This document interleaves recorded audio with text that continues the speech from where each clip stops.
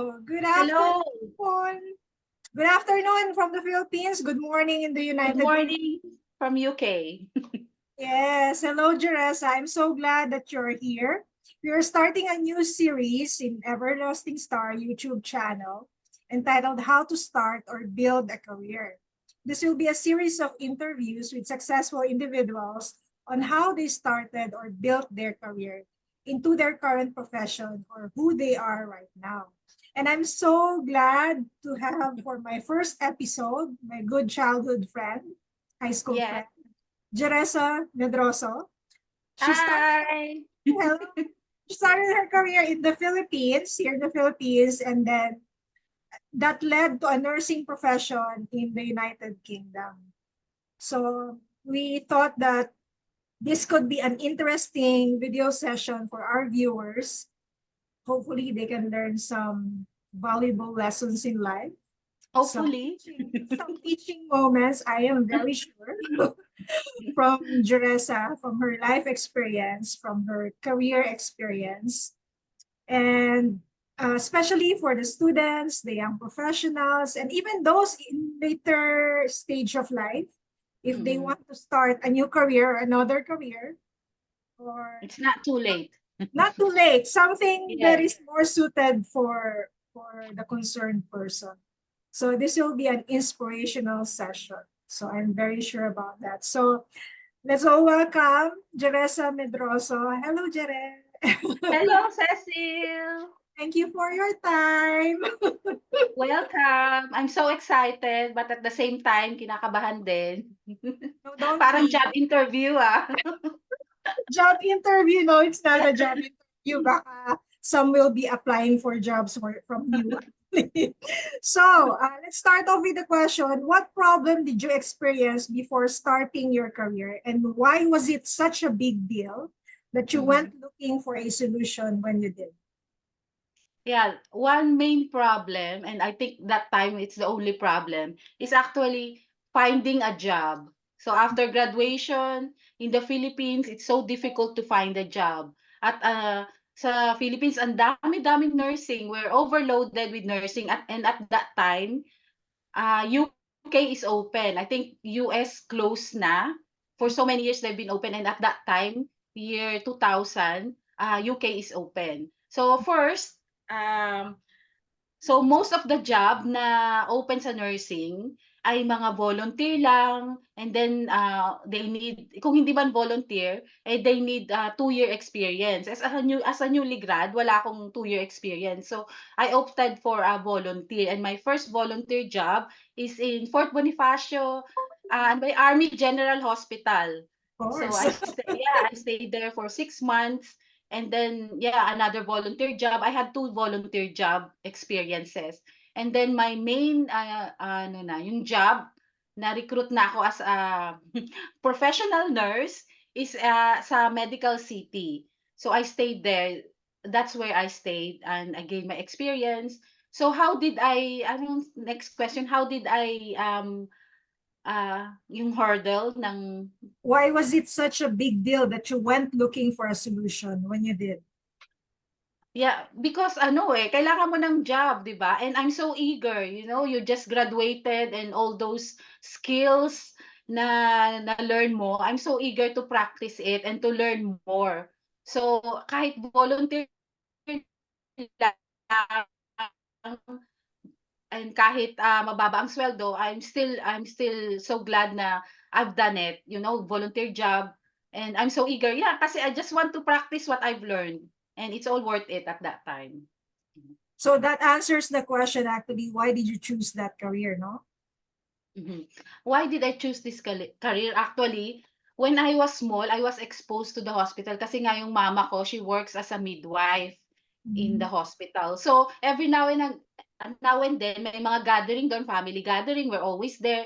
And if we have some childcare issues, my mom will take me to the hospital. And I always envy the nurses there. They look so clean, so smart with their white uniform, and they seem to be caring. So, as a young age, no, early age na-expose na ako sa gano'n, and then sooner or later siguro in my mind nagbubuo na yung someday I want to be like that, I want to be like them, caring for patient and looking so smart, ganyan, ganyan. Yun, dun nag-umpisa yung aking hindi naman dream, parang I have a something to look forward to in the future. This will be one of my, main, goal in life, yun. Mhm. So, in that sense, how did your career solve a problem you were experiencing? How did you choose or implement your solution? So how did I choose and implement my solution? I just, hard work. I cannot find, when you were newly graduated, napaka-idealistic mo. I should find, a job na dapat dito sa well-known hospital, mga ganyan. I should have a high-paying job because I just finished a 4-year degree, no? Being so idealistic, it's not good at that time. So I become realistic and I pray a lot. God, what is your purpose and where do you want me at this time? So, yun. So you were blessed because you asked for that prayer. So were Mm. there any relationships, support, or features you love, and how did it feel to get help? Yeah, there's some, help. First, my mom. Sinabi niya sa akin na, "Oh, mag-volunteer ka muna sa Fort Bonifacio to get an experience." So, she is a great support system for me. And also my colleagues, they supported me even I've just, newly graduated. So, they're very supportive. And also, of course, God, I always ask, "Oh, Lord, you made me study for 4 years and then this is the only job that I could have. Ang income is so small, it's only a volunteer, salary." So God said, just wait. You know, you wait the timing. God's timing is always perfect. Ayun masasabi ko. That's good. Yes. Yes. So you emphasize actually a key point. There's a blessing in waiting and waiting for Yes. God's timing. So, what Amen. are your goals as a professional? My goal is to retire. No, I'm so tired. Hindi. I've been working for, 24 years. So going on 24 years this year as a nurse here. And then I think 3 years in the Philippines. But every day, I don't have a long-term goal now as a professional. Every day I want to be the best version of myself, I want to be more caring. I want to, more spiritual, not just treating patient as physically the illness only. I want to, serve them and care for them holistically. Yun. That's my everyday better version or best version of myself as a nurse. Mm. Wow. And I'm sure you will accomplish that in no time at all. So, are you comfortable sharing data or metrics demonstrating your success? And what does success look like to you? Yes, success, sabi nga nila, success is subjective. Mm. It depends on your kung anong priorities mo yun in life, no? Some people financially, mga ganyan, career growth. For me, I define success as, when you are contented and happy with what you have, with what God gave you, and you're not hurting any people.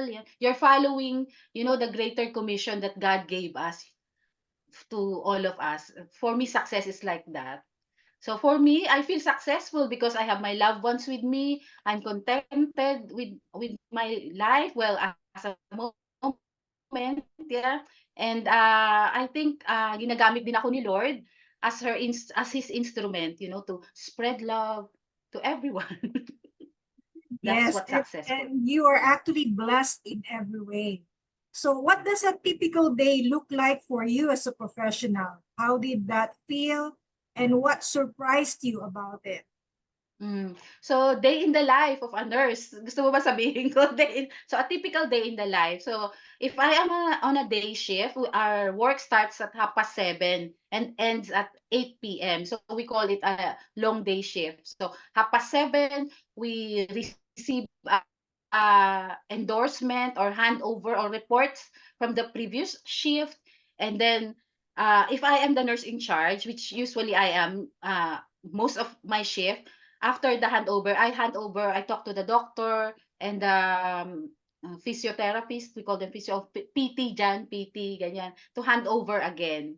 And then after that, we do a medication round. And then in the middle of that, we have a consultant round. So we have so many what healthcare professionals doing rounds to see each and every patient. And then we have 2 30-minute break, lunch break and supper break. And then we do another medication rounds. And then because I work in a orthopedic ward, so I do a lot of wound care, monitoring patient after their surgery. And then near the end of our shift, I do some admin. So online, we have this what do you call that? We have safe care, the numbers of the patient who needs more care, ganun. And then I update the handover sheet. I allocate the patient to the next shift. And then handover time or reporting time. That's the typical day. Kung wala kaming emergency, that's the typical day Okay. in a nurse life. So Yeah. your typical day, what did that make possible for you and your profession? Uh, what made it more possible for me? You Yes. know what? The training in the Philippines. What I learned here as a nurse, they always commended the training we had in the Philippines, the nurses training. So Wow. all the skills that I've learned there, in the Philippines we have 4-year nursing course. Here they only have Wow. three. Yes, and then when I've told them that we have to have like 5 deliveries of cesarean, not cesarean, normal delivery, so we can graduate. They don't have that.